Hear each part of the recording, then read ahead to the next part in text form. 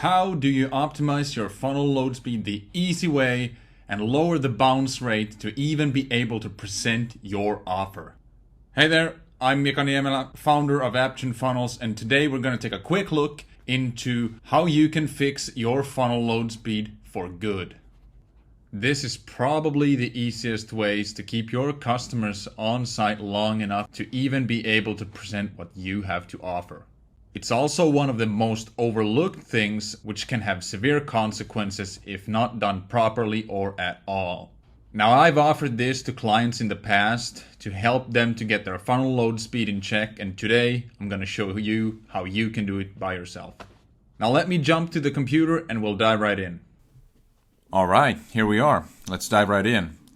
So for the sake of this video, I've created a simple landing page to visualize my point. So what we got here is a short page with a bunch of text, images, and a video. Now, I've exaggerated things a bit to show you where most people fail when it comes to effectively optimizing their landing page or funnel for speed. So without further ado, let's get to it. First off, we can't change what we can't measure. So we need to find out how our page is performing. That's where a page load speed tester comes in. Now, I've tried many different ones in the past, but I found that the most in-depth one to use is GTmetrix, which is also free to use, and that's a bonus. Now, I've already pulled the stats on this page to save some time, and these are the results I got. Okay, so we got a C score here, which is pretty bad, but we're not going for anything besides an A here, so we'll have to change some things. Overall score doesn't look all that bad, but once we scroll down the page, we can see that the fully loaded time is 32.3 seconds, which is absolutely horrible. That's going to deter anyone from staying on our page for sure.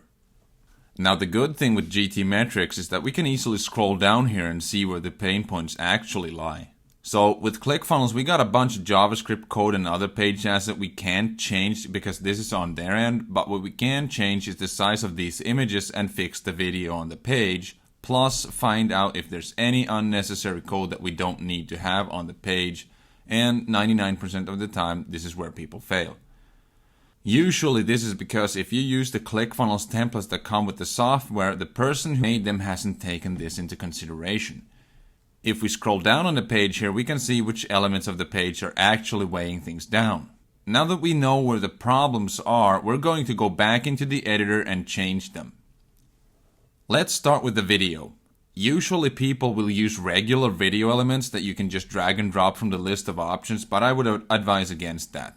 Instead, what you want to do is use the video pop-up element.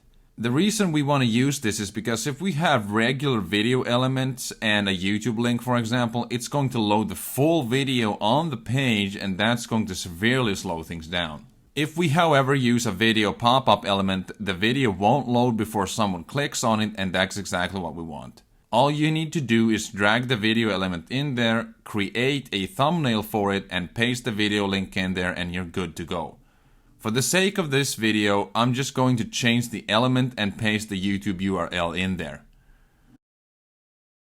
Now that we've fixed the video, we're going to fix the images. What most people fail to do here is when they create their images for their page, they tend to make them way too big and usually don't even optimize them. So if you create an image for a page, and let's imagine that it only needs to be 400 by 600 pixels in size, but you create an image that is 800 by 1200 pixels and shrink it to the size you want in the editor, all you have is an image that is unnecessarily large and takes up way too much space. Because even though you've shrunk it to the size you want, it's still the same big image that needs to load. So never create any images that are larger than they have to be. If you want a free tool that's easy to use in order to measure how big they need to be, use Page Ruler Redux, which is just a simple Chrome extension. You can obviously test the sizes too with the editor and find out the correct width from there. We know from the editor that this first image needs to be 400 pixels wide, so let's just jump back into Figma and fix this first one. So the first image is 796 by 945 pixels, and we want it to be 400 pixels wide. So make sure the proportions are constrained by clicking this button. This way the image won't come out all crooked and weird, and instead it just changes in a correct fashion. There we go, 400 pixels wide. Now let's export this as a PNG and optimize it. I've tried many different image compressors, but I found out that tiny PNG works the best. I'll drag this in here and voila, we got a massive reduction in size.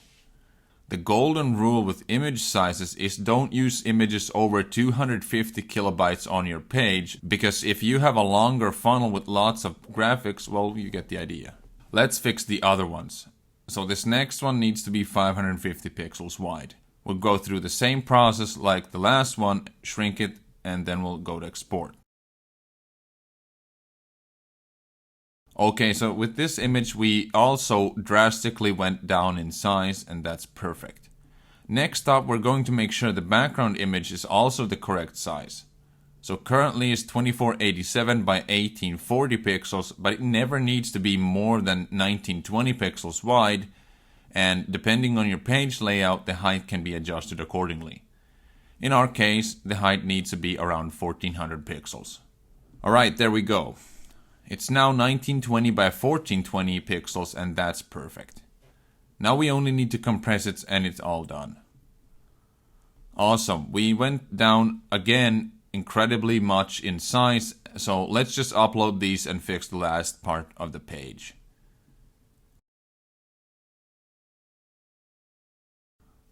Okay, now the only thing left to do is to check if we got any unnecessary code that's tagging along without any use.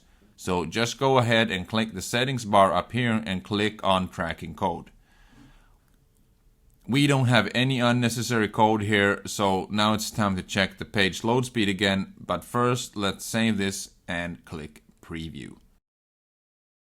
Copy the link and paste it into GGmetrix and test.